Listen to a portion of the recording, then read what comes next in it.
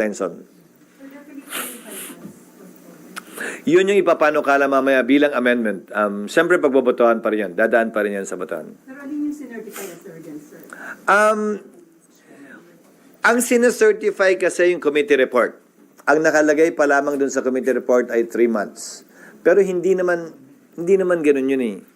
Ang sinecertify yung bill in whatever shape, size, or form. Huhubugin yan dito. Tapos kung aprobado sa Kamara, i-adapt. Pag ayaw nila, magba-bycam kami. Tapos aprobahan yung bycam na magkabilang Kamara. Pero as far as you know, sir, amenable ang Malacanang or that is what Malacanang wants? It was Malacanang who suggested that. Yes. Sir, do you support calls for more public access to congressional records kasama po yung budget delivery? Ano ba ang walang public access? I'll give you an example. The BICAM is, I've been a chairman of the Finance Committee a long time ago. The BICAM is nothing secret. Both panels agree on general outlines and then it's the staff that does their work. Madalas nga, niwala na yung mga kongresista ron dahil ang kailangan actual encoding. Yun yung matagal, yung pagbalanse ng mga amount.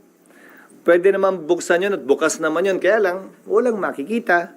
Pero bukas naman yun. Wala namang nagbawal. Sa katunayan, wala naman nga media nagtangka naman na magpunta eh. O nagtanong kung nasaan yun. Dahil puro encoding ang ginagawa. Kadalasan, secretarial work lang yung trabaho sa BICAM. Matapos pagkasunduan ng Kamara at ng Senado. Di ba magkaibang bersyon? So kailangan nilang i-reconcile yun. Kadalasan, puro figures lamang yung pinag-uusapan na general outline. Kung paano at ano ang gagawin para ma-reconcile yun. Kung may naiwang balanse pa, yun lamang ang pag-uusapan muli ng magkabilang chairman, pero yung general principles ay nando na, pinagkasunduan na. Pero sir, yung mismo... Pero walang problema doon.